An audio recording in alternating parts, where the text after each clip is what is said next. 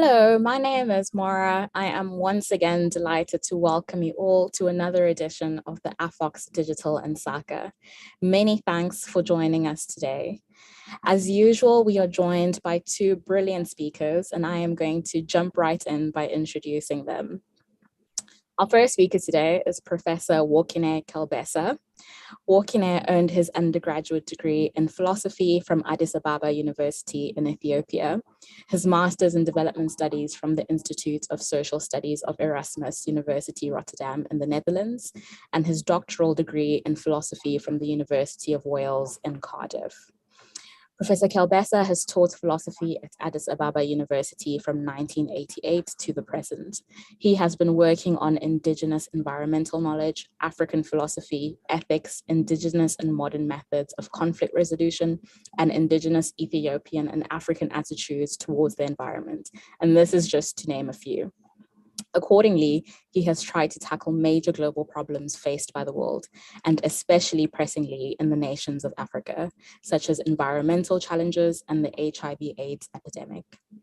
Among others, he was appointed to several prestigious international bodies.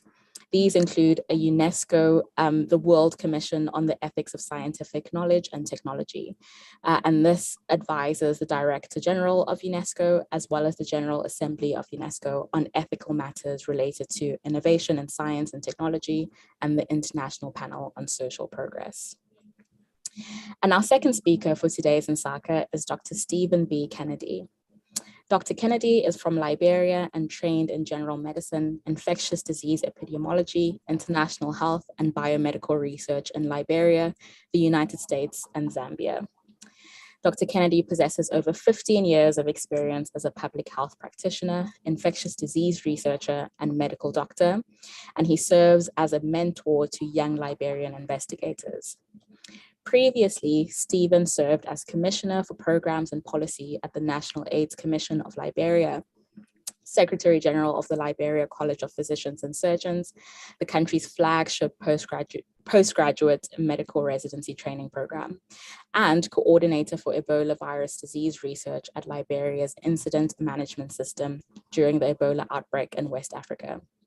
Stephen has also served as Liberia's co-principal investigator on the EVD vaccine clinical trial for the Liberia-US Joint Partnership for Research on Ebola Vaccines in Liberia, in a 4-country, and this included Sierra Leone, Guinea, Liberia, and Mali, and 3-sponsor EVD vaccines clinical trial consortium.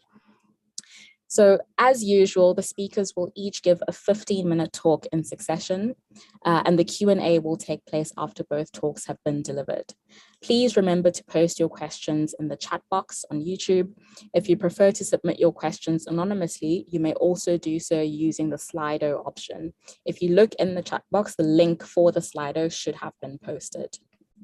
So without further ado, first up is Workineh, whose talk is titled African Environmental Philosophy and its Contribution to Sustainable Development and Environmental Protection in Africa. Welcome, Workineh. Thank you very much for that generous introduction. I would like to share my screen first.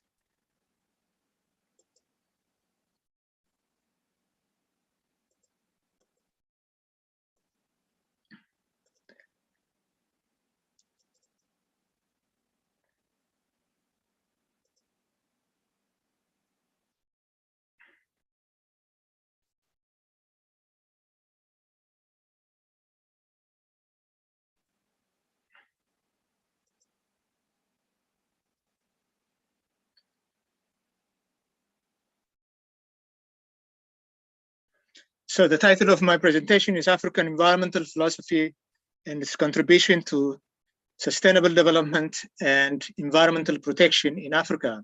I'm going to talk about 3 important points. First, Western development theories and their impacts on Africa, African environmental philosophy and sustainable development, limitations of African environmental knowledge, and then I will conclude my presentation. First of all, let me briefly define some concepts. environmental philosophy. Environmental philosophy incorporates most prominently environmental ethics. It also includes environmental aesthetics, eco-justice, ontology, philosophy of science, and other important aspects. And environmental ethics is the study of the relationship between human beings and the natural environment. Environmental ethics began as a field in 1970s in response to environmental crisis. And again, when we talk about environmental philosophy, there is no single African worldview because there are different traditions in Africa. But in spite of this, we can talk about the underlying common or shared environmental worldviews of the African people. So I use this term to refer to the common denominator. And the term indigenous environmental ethics is used to mean the set of values and beliefs of an individual or group of people relating to the environment.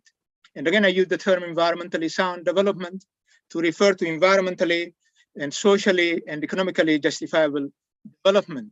There are two arguments against and for African environmental ethics and philosophy.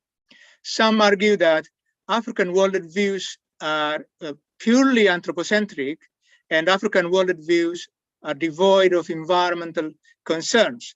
So that is the first position.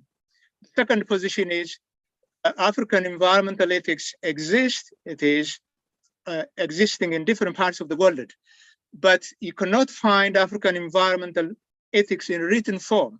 Various African philosophers have attempted to reconstruct African environmental philosophy from the respective traditions, ethnic groups.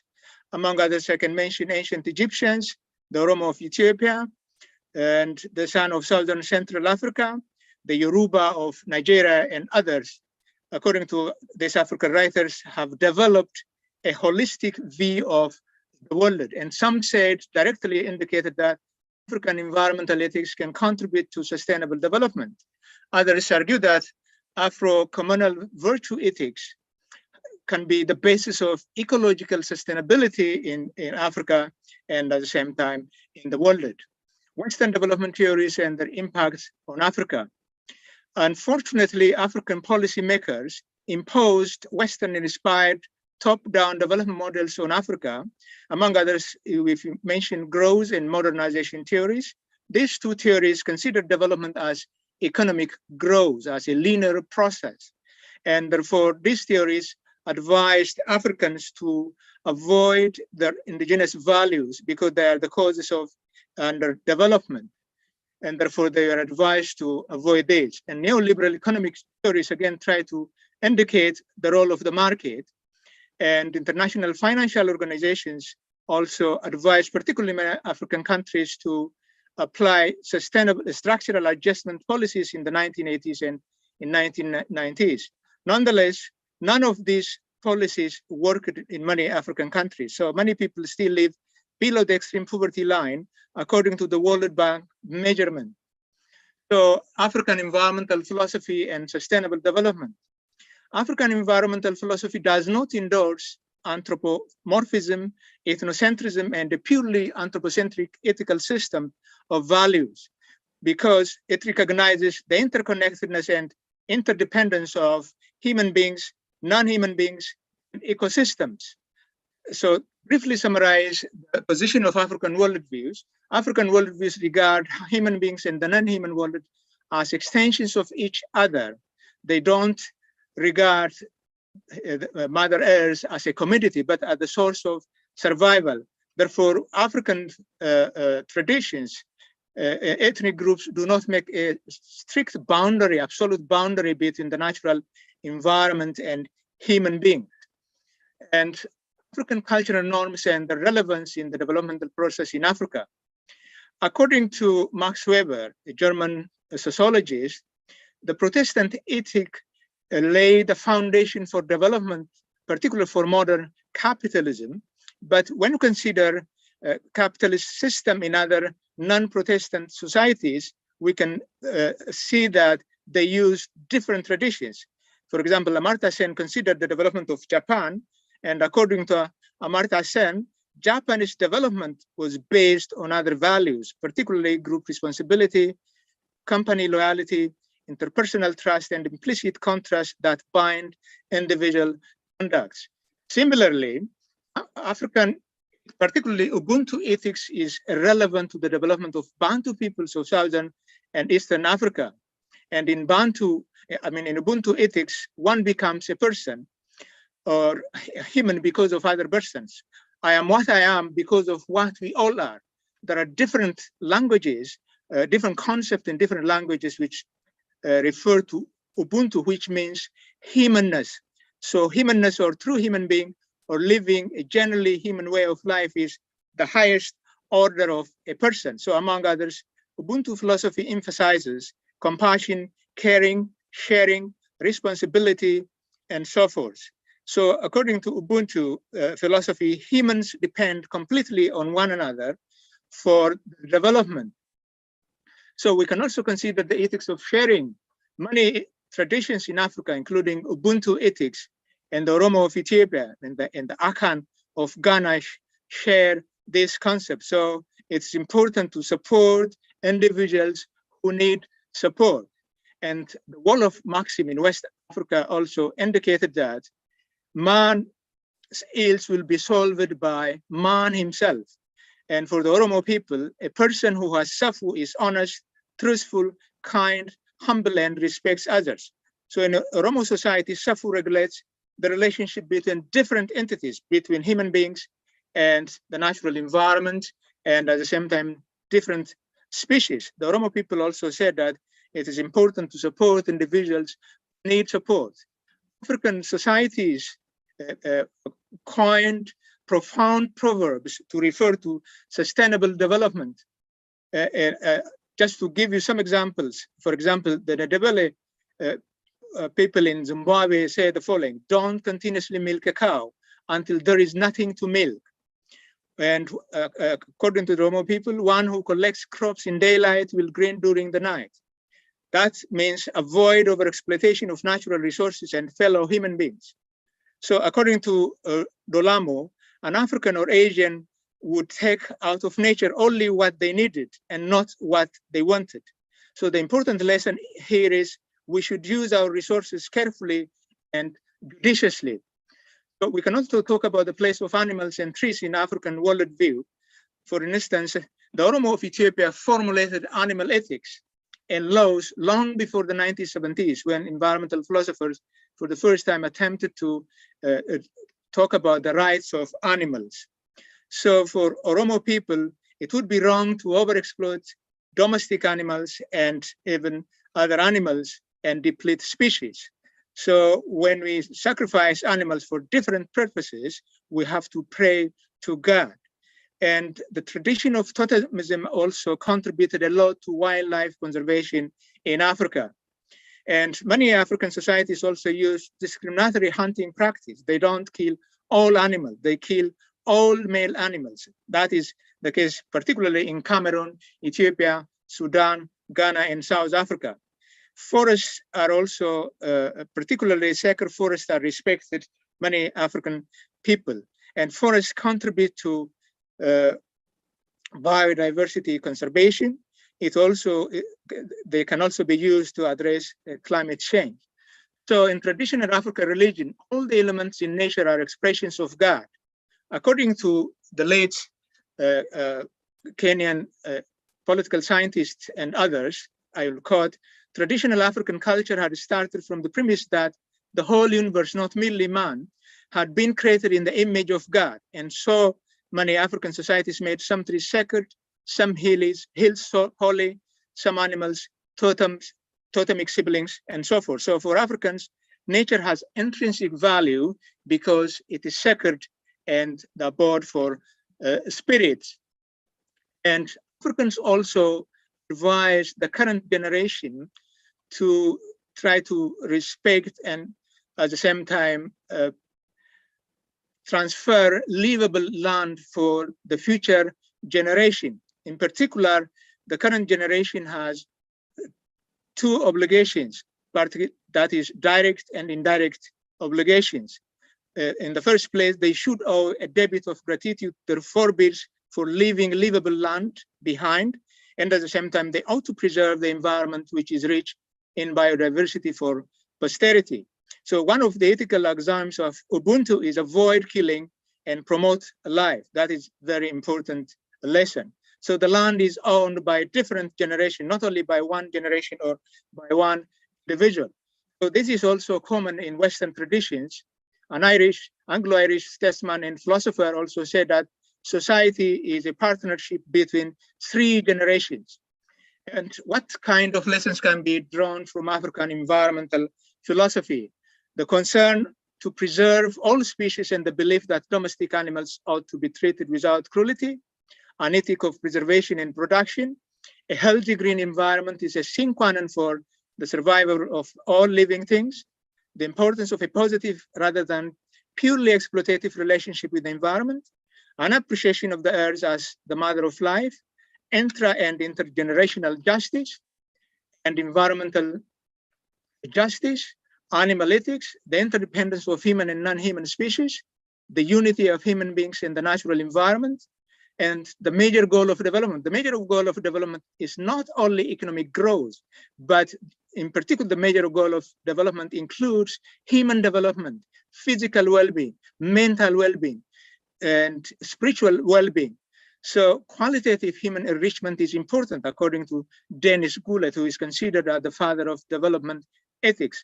So human beings cannot live by bread alone. So they need transcendental value that are important. So being more is very important compared to having more, although having more is also important. But unfortunately, African policymakers have not paid sufficient attention to African environmental policy. Therefore, there is dismissed indigenous knowledge as useless. But in addition to this, there are also some challenges to sustainable development, which are obvious: extreme poverty, resource outflow from Africa, population growth, and lack of accountable and transparent leadership, lack of institutional capacity, and so on and so forth. But there are some prospects for sustainable development in Africa. In particular, recently, there were some positive change from my aid perspective into the perspective of economic growth, opportunities, and investments. So the world's top 6 fastest growing economies are found in Africa these days: Rwanda, Ethiopia, Cote d'Ivoire, Ghana, Tanzania, and Benin. In particular, African leaders have envisioned that a different Africa should be built in the next 50 years.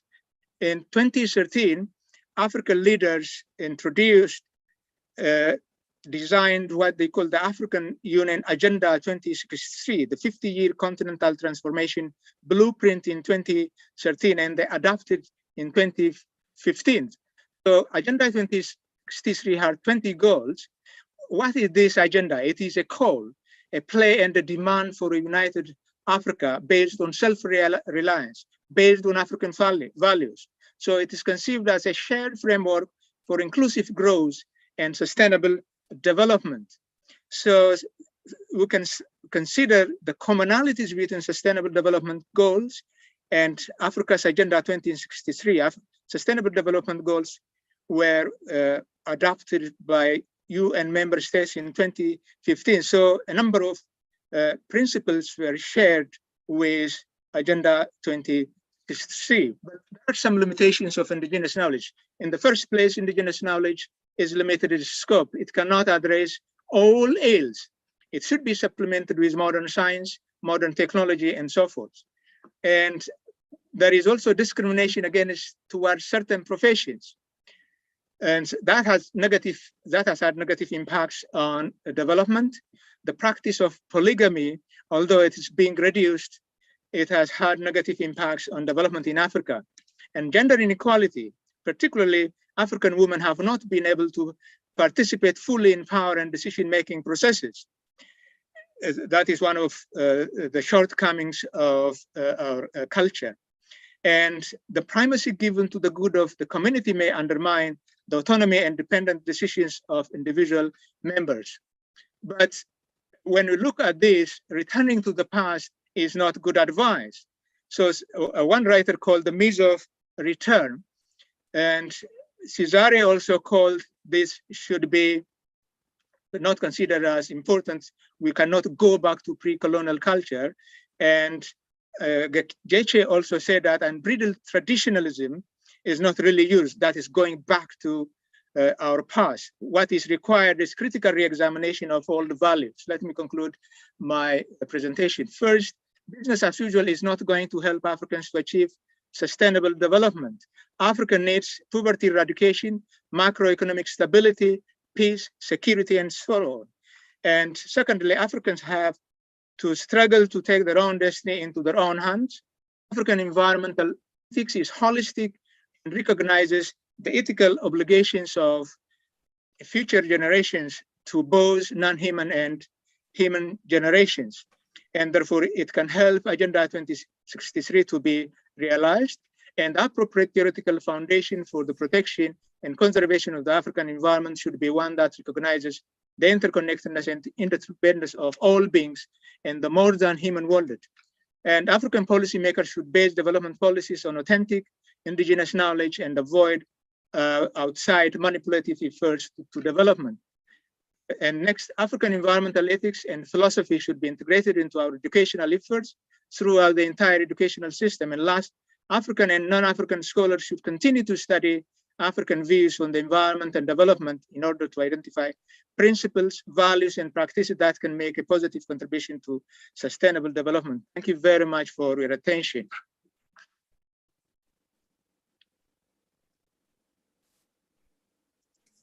Thank you very much, Workineh, for very beautifully articulating the values that underlie African traditions and the extent to which they can contribute to how we address sustainable development. And as you have also outlined, the extent to which they maybe aren't able to do so. So just to remind you, we are looking forward to the Q&A portion of the discussion. So please remember to submit your questions in the chat box or using the Slido link that has been posted. We will now welcome Dr. Stephen Kennedy to the discussion, and his talk is titled Genomic Research in Liberia, Challenges, Implications, and Future Directions. Thank you, Stephen.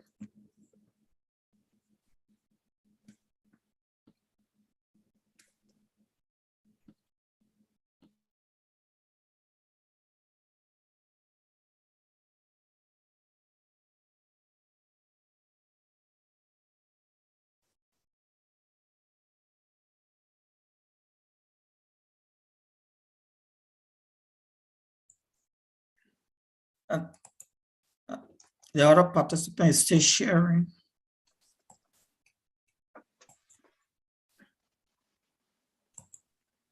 Okay.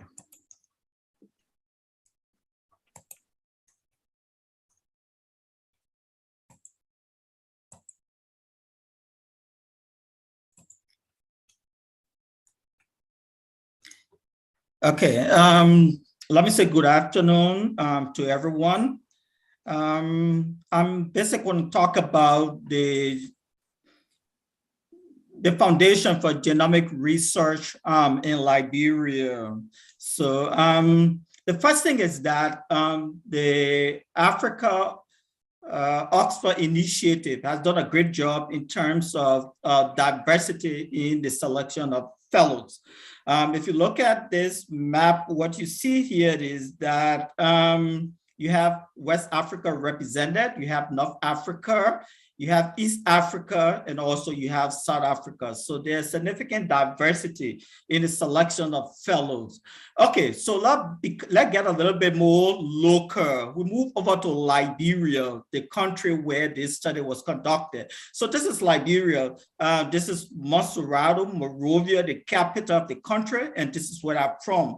But what is more, and this is where the University of Liberia is based. But what is more critical here is that Liberia is bordered by these countries, and these countries, there's a high level of forest land around here. And this is one of the key drivers of emerging infectious diseases. So when you say Liberia falls within the emerging infectious disease belt, so that's what you're talking about. So we'll talk about the regional inequality in terms of clinical research. Look what we have. So you see here, if you look in North Africa, around Tunisia, you see that there's a lot of clinical research that's been done around here. If you look around here, Ethiopia, around here, South Africa, over 3,000. If you look at Liberia, you see just 27 registered clinical research has been conducted and has been entered within the database of the National Institute of Health. But as I told you, Liberia is bordered by a country and a very high forest that account for significant quantity of public health emergency. Despite the significant quantity of public health emergency, we find out that clinical research has been conducted there at a very low pace. So let's step back a little bit, look at the map. Look at what has been done. So you see that over the past 30 years, from 1970 to 2012, over 30 years, only 6 registered clinical research were conducted in Liberia. However, after the outbreak of the West African Ebola public health emergency, we realized that there was a significant jump. So in a 10-year span, over 80% of the clinical research that were conducted in Liberia happened after the Ebola outbreak. And these are some of the scholarly publications to demonstrate that despite the fact that significant public health emergencies occurred in our region of the world, less clinical research, less publication. So the fundamental questions we want to answer is that, what is the framework? Is there an adequate framework in Liberia for genomic research? So that's the question we want to know. Is the country prepared? Is the country ready? Is the ethics system, the regulatory system, the research body, are they all ready for genomic research in Liberia? So this is basically a scoping study. So what that means is that simple cross-sectional study. Prior to this, we got approval from the Institutional Review Board. So there was an approval here, and approval here.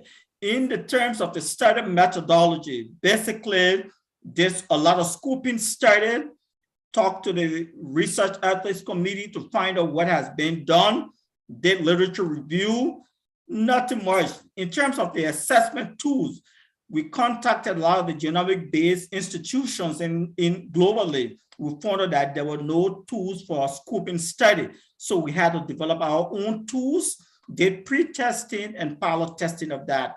Next, we had to select a convenient sampling, map all the public and private institutions in the country that are involved to some extent in research.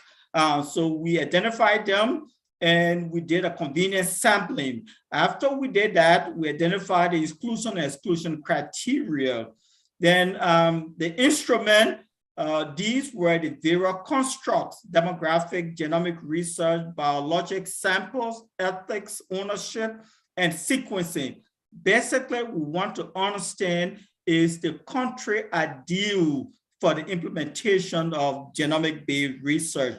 So from each of these public and private institutions, these were the kind of convenience samples we're looking at: ethics, regulators, researchers, data managers, community leaders, research, whatever. So from this, we were able to administer the questionnaire to 127 persons.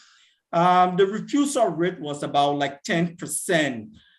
In terms of statistical analysis, basically this is just a preliminary findings. So, basically it's primarily descriptive statistics. In the future, we intend to look at more sophisticated analysis in terms of multivariate and Pearson correlation, but now just basic descriptive analysis. What we look at was the various context of the survey. So the preliminary results are basically from what we did.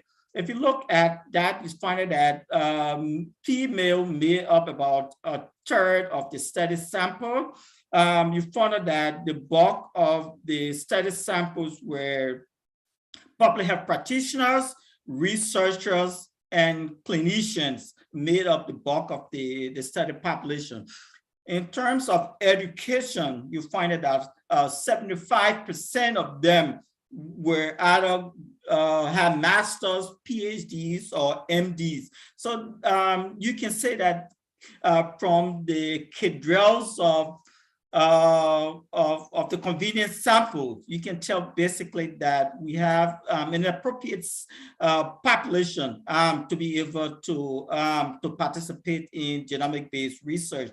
The primary organization primarily Prevail, which is the U.S.-Liberia Partnership for Research, established as a collaboration between the U.S. government and the Liberian government from the Ebola outbreak to be able to conduct clinical trials on Ebola and other emerging infectious diseases in Liberia, the Ministry of Health and the University of Liberia. So those three institutions counted for almost about 70% of the study population. Now we look at genomic research. One of the key talking points is Liberia ready? Is the fundamental framework exists for genomic research in Liberia? So you find out that a greater proportion of the population do not know, and these were people that are involved in research. Okay, so whether there's increased population applications, they don't know. Awareness of standard operating procedures, no. Adequate research capacity, relatively sort of, if you can find out that adequate infrastructure, no. So there's no adequate infrastructure. Research capacity is about average. Guidelines, no. So look at the ethics of genomic research. Also some important findings as well. Guidelines exist, ethic guideline, no. Very low. Regulatory guidelines, also no. Infrastructure, no. For both ethics and regulatory entities, infrastructures for genomic research do not exist. What exists is that the adequate capacity to be able to participate in genomic research in Liberia. Look at sequencing. Knowledge on sequencing, yes. There's high proportion, almost 50% have some knowledge about sequencing. Has sequencing been performed in Liberia before? Almost over 80% said they don't know. I mean, the relevance of sequencing, yes, almost 85% said sequencing is very relevant, especially so for emerging infectious diseases. But has sequencing been performed in Liberia? About 68% said no. Is sequencing being performed presently, especially so with COVID-19 and all these strains? 60% also said no. Is there human capacity to be able to perform sequencing? Over 50% said they don't know. Now we come to genomic research training. Has anyone participated in research training for genomic research? Over 2/3 said no. Is there a necessity to conduct training? Almost everyone said yes. Have they participated in training before? No. Are they willing to participate in genomic-based training? Almost everybody said yes. The last set of questions now has to do with biologic samples. So there have been a lot of outbreaks in Liberia. There have been Lassa fever outbreak, the largest Ebola outbreak in West Africa. There have been outbreaks of yellow fever, outbreaks of measles. Okay, even polio, there's a polio epidemics also occurring. So there's a lot of sample collection doing all these processes. So the basic thing is that when the applications to the ethics committee, applications to the regulator, what is the quantity of samples that should be collected from adults or even adolescents, whether it is blood, whether it is saliva, whether it's vaginal secretion, whether it is sperm. You see, a greater proportion of people don't even know the quantity of samples that needs to be collected. So they're unaware, huge proportion of them. Then the most important thing is that these biologic samples that are collected, who owns these samples? A huge proportion of them, over 50%, they don't know who owns the sample. It's a sample owned by the government of Liberia. Again, a whole huge proportion of the study sample said they don't know who, whether the Ministry of Health owns those samples. So these are critical issues that needs to be addressed. So in conclusion, basically, this is the first structural baseline study that they conducted in Liberia to understand whether the country is prepared to be able to conduct genomic research. So from the data that was from the data that I just presented, it clearly indicates that the answer is no. Infrastructure, obviously from the data also there's a lack of infrastructure. There's a lack of standard operating procedures, lack of guidelines. Laboratory facilities also inadequate. There's significant challenges that the regulatory body and the ethics body face with in regards to Liberia being a suitable environment for the conduct of genomic-based research in Liberia. What is even more critical is that we have partners that are conducting studies, the World Health Organization, the U.S. National Institute of Health, INSERM, a lot of these large institutions. Oxford University was involved there before Medicine Sans Frontières. Most of these partners, the research agenda does not quite align with the research agenda of the country.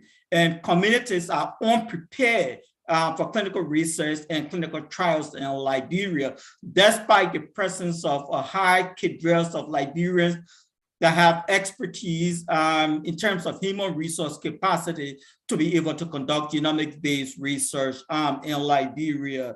Let me conclude by saying that after this study was conducted in Liberia, we also conducted a symposium to be able to share the findings with most of these public-private institutions where that were part of the convenience samples. So this is just a cross-section there where you see me presenting part of the findings to them.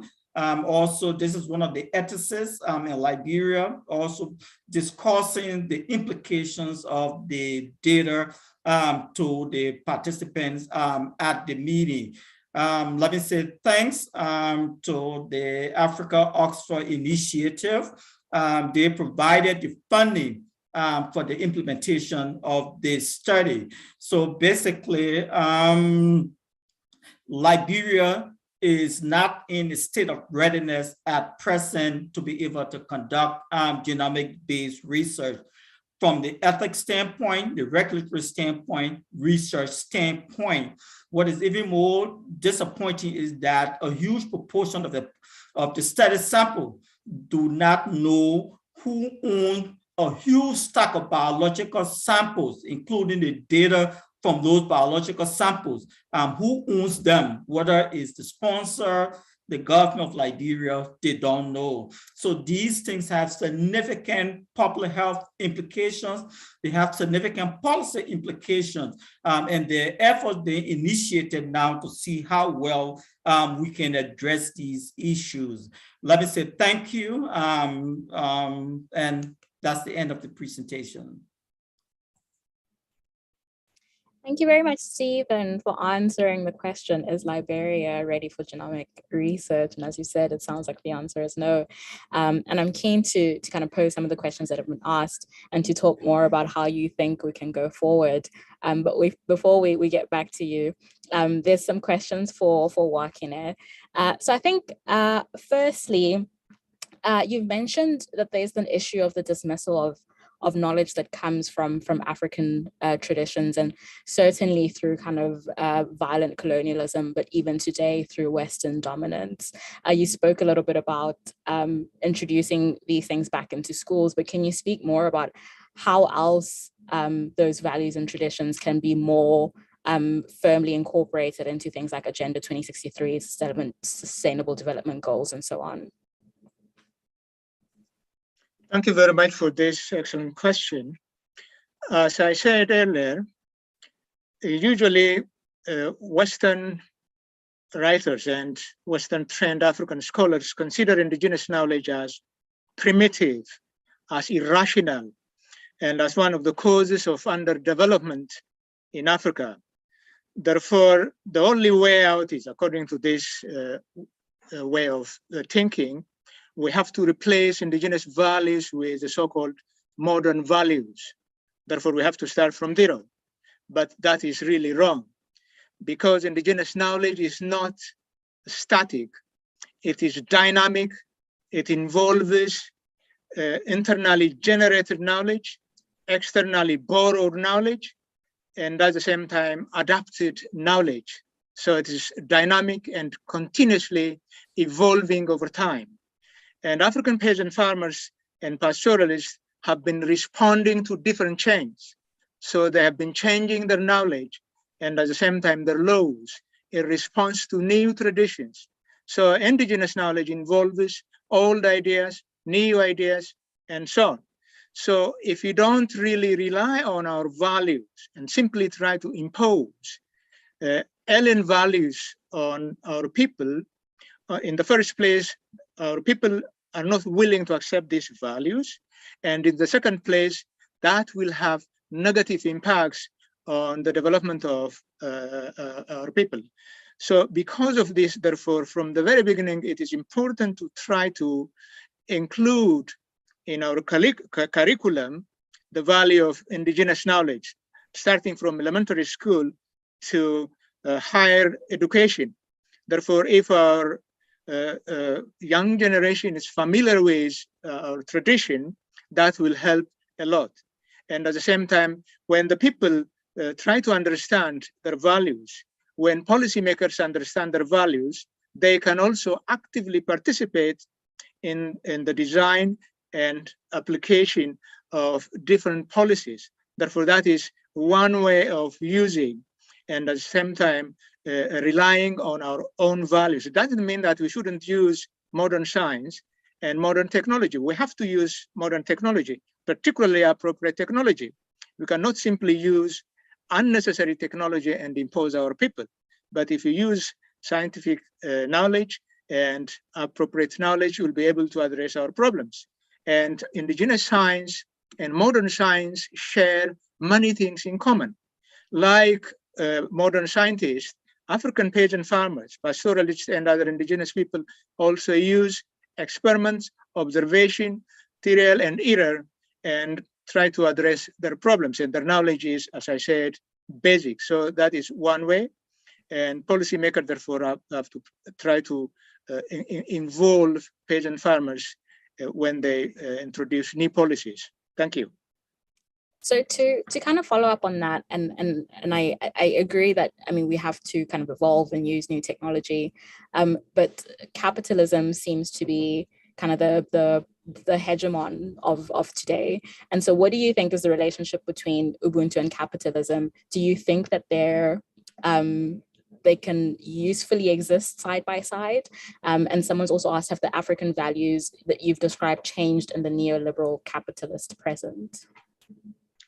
And as I said earlier, particularly the current challenge, including development and environmental challenge, cannot be solved by one single approach alone or one philosophical tradition. So as I said earlier on, even Western countries can benefit from modern science, African tradition, from Ubuntu philosophy. As I said earlier, we can derive different lessons from Ubuntu philosophy and other types of African philosophy. Therefore, the solution of various environmental challenge and development challenge require the joint efforts of different scientists, indigenous people, civil society organizations, and so on. But if capitalism is not willing to hear or listen to indigenous traditions, indigenous voice, the end result will be negative. So as I said earlier, for example, Tutu said that non-African people can learn a lot from Ubuntu, because in Ubuntu philosophy, when my colleagues, my friends are happy, I will feel happy. And because of this, when my friends are starving, I shouldn't simply fill my stomach and ignore these people. Therefore, Western capitalist societies and other societies in different parts of the world can learn a lot from this tradition. And therefore, as I said, we can use both modern science, indigenous science, and knowledge and try to address our problems. If that is not really the case, we'll be in trouble, and Mother Earth will be in trouble, and the collapse of the natural system will be inevitable if you're not willing to listen to indigenous voices. Thank you so much, Workineh. I think coming back to Stephen. So as we've heard, the answers to is Liberia ready is no. So what recommendations do you have to address the challenges that you've identified in your study? Well, I guess right after, okay, the thing is, after the study was conducted, we were able to have a symposium, like I said. So for this symposium, what we did was we brought in people from the regulatory agency, we brought in people from the ethics committee, from the University of Liberia, Prevail, which is involved with one of the largest clinical research trial platform in the country, from also the National Reference Lab. So we put forward the findings to them. So what has happened since then? So now the ethics committee now is revisiting her guidelines to ensure that even though there's been almost 21 applications that have been approved since the West African Ebola outbreak. So over 75% of the clinical trials that has been conducted in Liberia was approved during that time. However, the guidelines did not include anything on genomic research, but all these applications were collecting samples, and these samples were being shipped out of the country. So what happened to these samples? If they were retested, where the patients or the participants, were they reconsented, they didn't know that these samples that were collected for them, what will happen to them in the future, they did not know. So the ethics committee now is revisiting her guidelines. The research, the regulatory agency in the country is also revisiting its guideline. So, so that is a major step in the right direction at this point in time. And most importantly, the Ministry of Health now is looking at establishing programs and policy to ensure that samples that are collected, there should be guidelines on quantity of samples that are collected from adolescents, adults. The use of those samples have to be clarified. Participants have to be aware.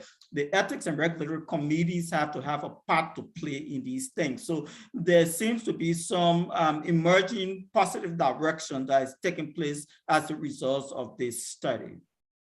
So I think in extension to that, in the demographics that you've shown, only a third of the participants were women. And recently there's been a kind of a big push to get more women into STEM. And in addition to that, you know, people talk about young people in Africa and the future. And are there any interventions kind of future looking in terms of, I guess, the people who work in that field and towards getting Liberia ready for genomic research? Yes, definitely so. What is happening now is that there's this movement, maybe the movement did commence from Southern Africa, but there's this movement now that's moving through West Africa, and it has taken a root in Liberia, that whatever opportunities that exist, there should be an increased proportion of women. And the reason I say that, if you go back from 1970 to 2012, the proportion of women that was involved in research, ethics, regulatory, very small. It was less than 5%. So what we've seen is that from 2012 to 2021, 2022, now that has grown up to a huge proportion. The government now, what is happening now is that scholarships and opportunities, there seems to be an increased proportion of women, not just women, but more qualified women to occupy those positions. So that's that movement that is taking over.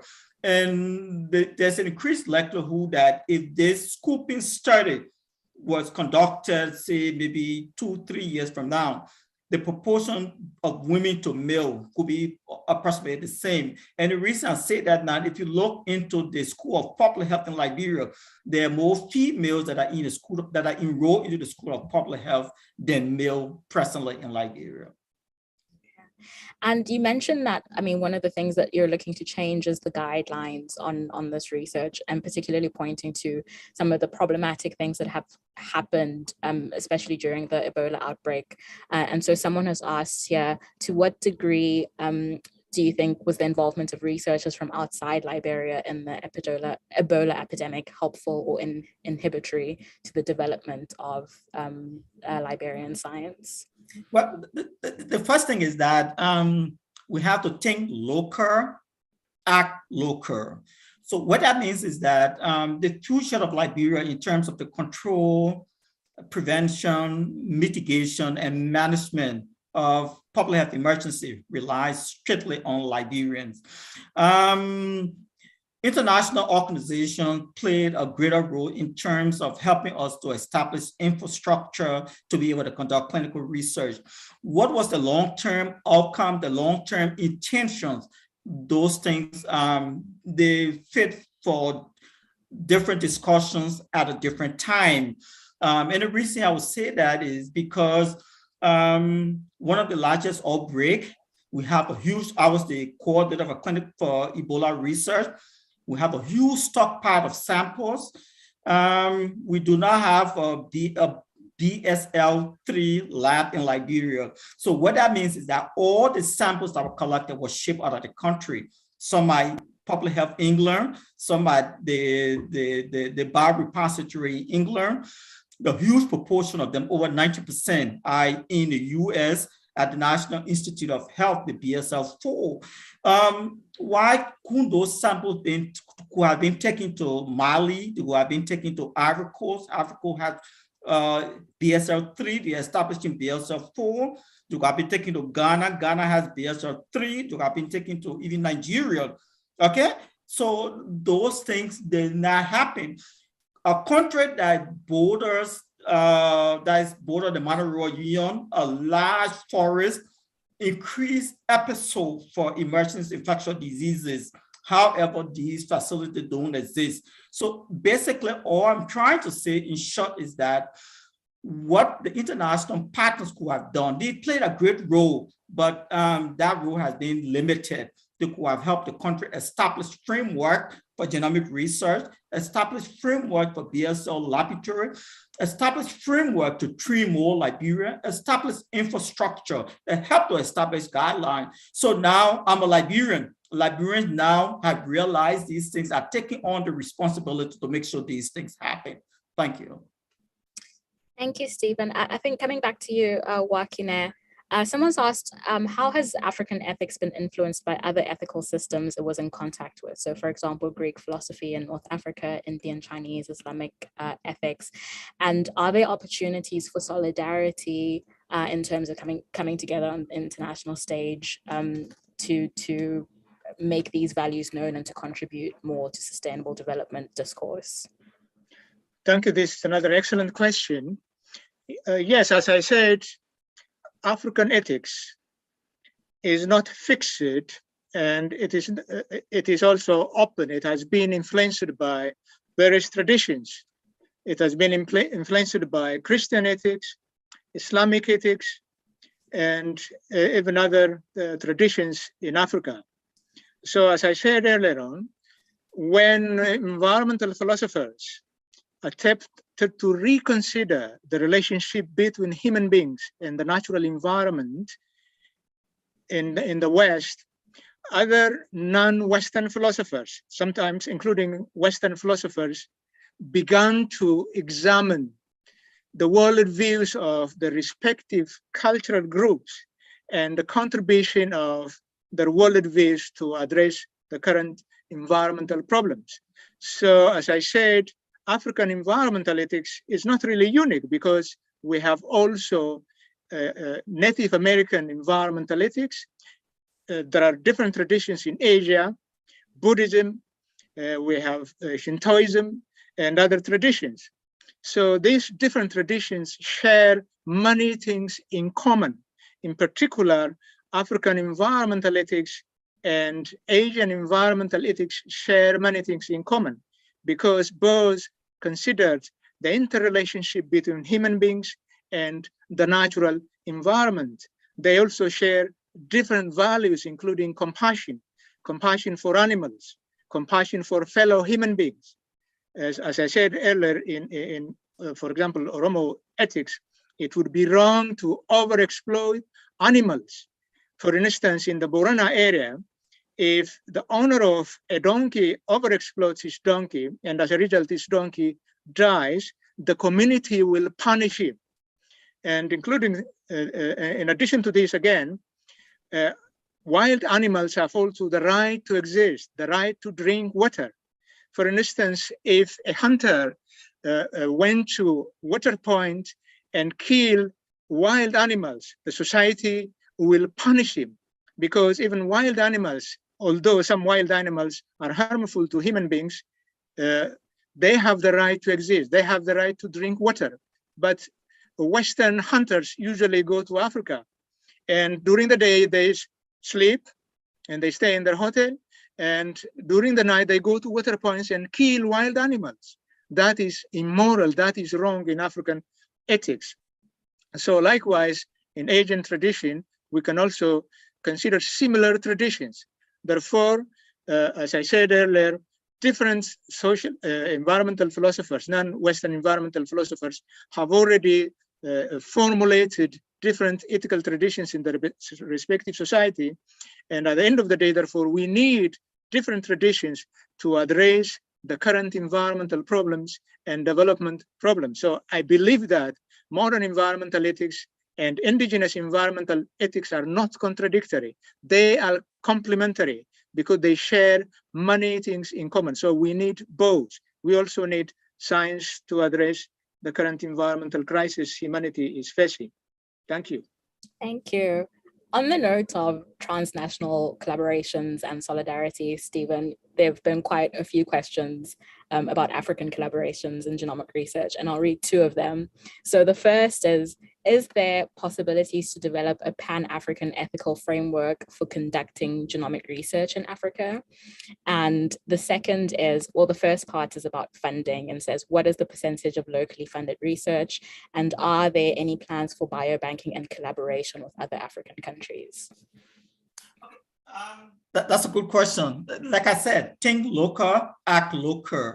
So when the Ebola epidemics occurred, Liberians could not communicate directly with people in Sierra Leone. Rather, we had to come through London to be able to communicate with Sierra Leone. We could not communicate with people in Guinea, or we had to go through INSERM in Paris before we communicate with people in Guinea. So what we did was we decided to take things into our own hands.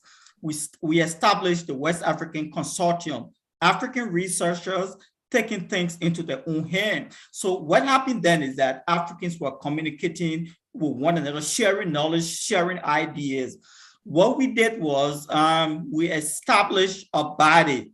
That body now we established is responsible for ethics, responsible for regulatory affairs. So now what we're doing now is to ensure now that we'll be able to have control over genomic research in the West African sub-region. So that's what we're doing. There are 5 countries that are part of that: Liberia, Guinea, Sierra Leone, Mali, and Cote d'Ivoire. So that's what we're trying to do. funding has been one of the most difficult issues. Most of the studies we've done in Liberia, if it is Liberian directed studies, funding has generally come from the US to a greater extent. Europe, basically, they come in, conduct a study and leave. Limited funding has come, but not for emerging infectious diseases. Most likely from the NINR has been NTDs. So that has been the issue. We hope that with more collaborations now at the table, you have Liberian researchers now who are playing key role at the table.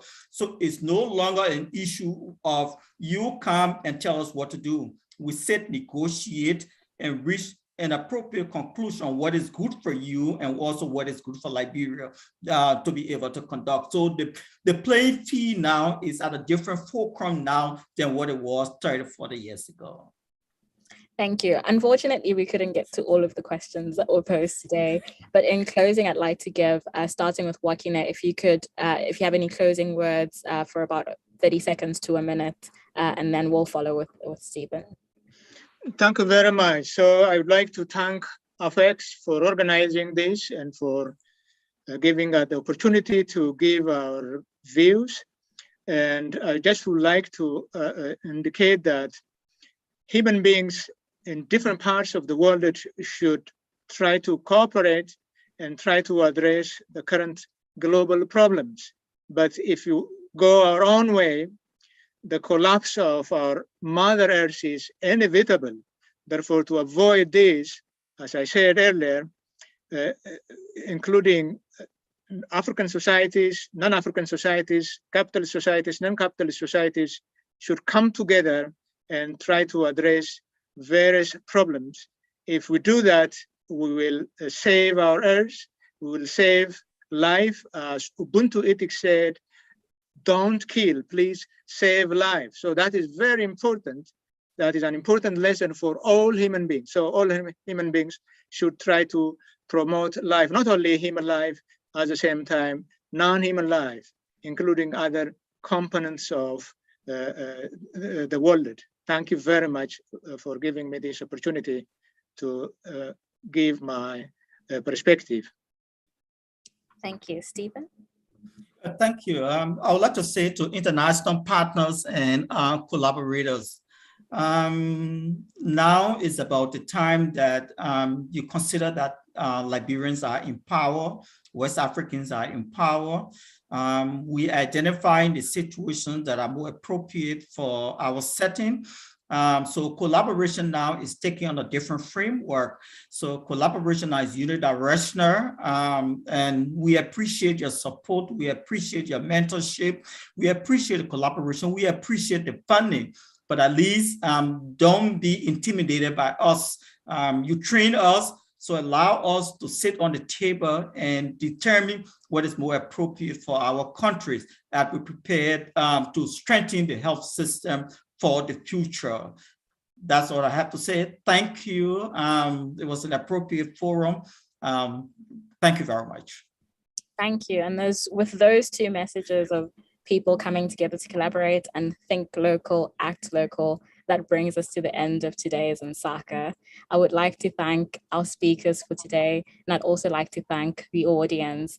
And I'll say goodbye for now, and thanks again for joining.